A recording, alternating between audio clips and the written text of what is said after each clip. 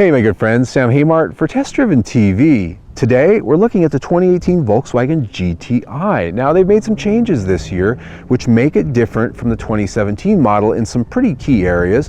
And so while I just test drove the 2017 model last year, and that test drive linked at the end of this video as well as down below in the information section with full scoring, full test drive impressions, the whole 9 yards, what we're talking about today is what's new for 2018. And we're actually going to cover a little bit about what's new from a little bit further back in time. All of that coming right up.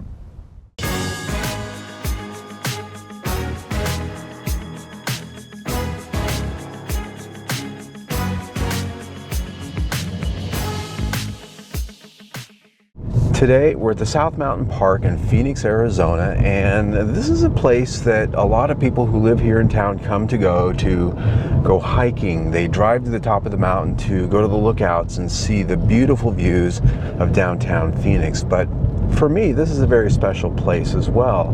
This is the place where 30 years ago, almost to the day, I learned how to drive on 3 wheels. Back then I was going to college and I came down here with my 1984 Volkswagen GTI. That was my very first newer car. This was the go-to place to go have fun on a windy road because the city of Phoenix is flat. It's gridlock. There's nothing down there that gives you driving enjoyment other than maybe taking a left turn above the speed limit. So South Mountain Park here was the place to tip that inner wheel up off the ground and really corner the car. Today, here I am 30 years later in the very same spot driving a 2018 Volkswagen GTI. I never would have believed not only would the car still be around, but I'd be here doing this today, telling you about it a little bit. So thank you for letting me take you on that little journey there. So a lot's changed, not only since last year for the GTI, but in that 30 years. First thing is, obviously, we've got a lot more power, we've got a lot more size, we've got a lot more refinement, and a lot more creature comforts. My 1.8 liter naturally aspirated GTI back in the day had 90 horsepower. Here, today for 2018, we've got 220. That's a change from 2017 as well, because back then, the standard engine in the S that we're driving right now had 210 horsepower. So if you get the base model like I'm test driving today, you will have 10 more horsepower for 2018. That is one of the things in the plus column. The horsepower level for all the other trim grades above, as last year, the same, 220. Trim grades were simplified for this year. Now we have S, like this, SE, and Autobahn. Sport level is gone for this year. This powertrain, virtually identical to before in the last couple of years. We've got 2 liters, 220 horsepower, 258 pound-feet of torque, available like what I've got right here with the 6-speed DSG automatic or a 6-speed manual. What's different for 2018 is now we have a standard auto start stop system for the engine that comes with a DSG. So the auto start stop system is designed to save gasoline, but the way it works is just so darn awful. It stops the engine every time you stop the car, almost quite literally, even with the air conditioning on. The steering goes dead, and it's just annoying because it takes forever for the thing to start up and be ready to take off again. It just makes me want to take this car out and stab the hood full of holes with an ice pick and burn it to the ground behind a big box store. It just really washes away everything that you could possibly say that's good about this car and shadows it with absolute disgust. It really just makes me want to not want this car anymore. This system is so freaking bad, it's the devil's spawn. And before you go commenting, hey stupid, it's got an off switch, it's right there on the console. Yeah, I know, I can see it.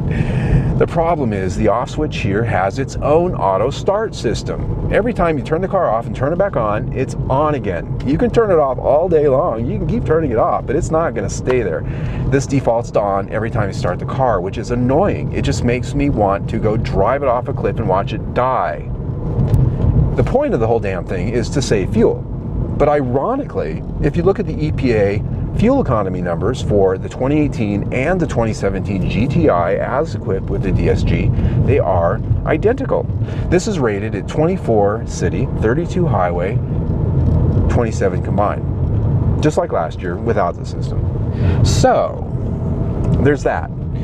So this is a car that's far and away removed from the Golf 1 that I used to own, in that this no longer has the torsion beam rear suspension. This has a fully independent multi-link rear suspension. This is based on the latest, greatest Mark 7 architecture, MQB. So it really doesn't lift its inner leg anymore when you're cornering hard. It sometimes does when you go into a parking lot and it tips the car just right and that inner wheel will come up.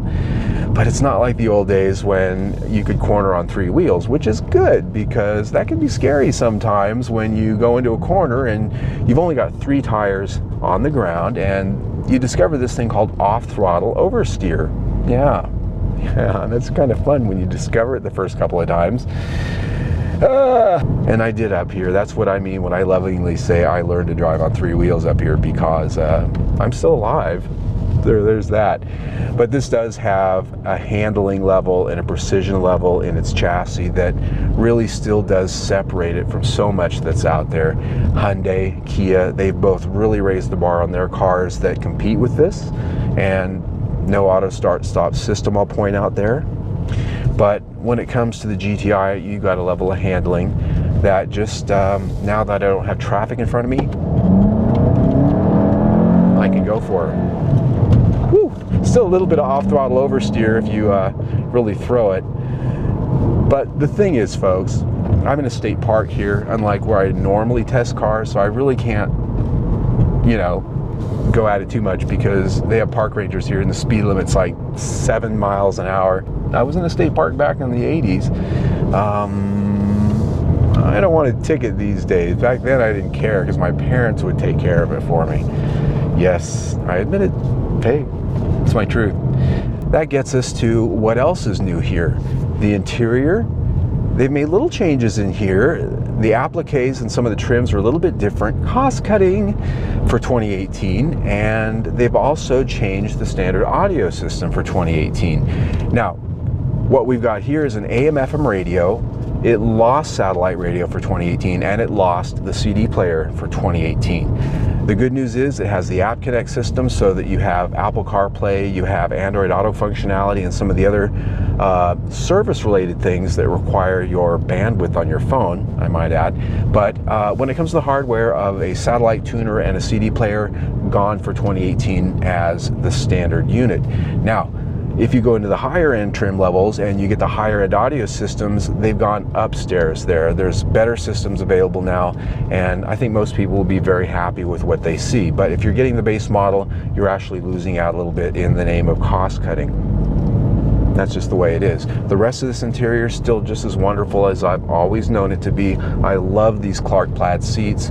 I would love to have the base model if I bought a GTI, just because I do like these seats. And while the leather's very nice, these hold you nice and tight when you're out here in the twisties having a good time, which, well, you know, one thing hasn't changed about South Mountain Park in 30 years from when I was driving my 1984 GTI up here, and that is that there's tourist traffic all the time, forever and ever and ever. As we look at styling really quick, you can see that the styling is virtually identical to before on the exterior, and what they've done with these trim levels is that you still have the halogen headlights on the base model like we're driving, but you now get LED headlights standard on the above trim grades. But we do have LED fog lights, LED daytime running lights, and LED tail lights.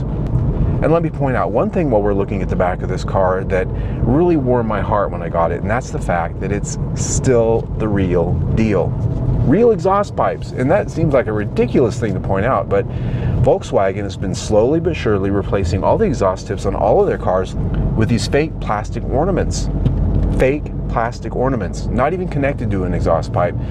No air blows through them, they're entirely fake. And believe me, if Volkswagen had sent me this car with those on it, I would have been doing nothing but bitching about that and calling them out on it. They didn't do it to the GTI. Gee, I wonder why, because they know it's wrong.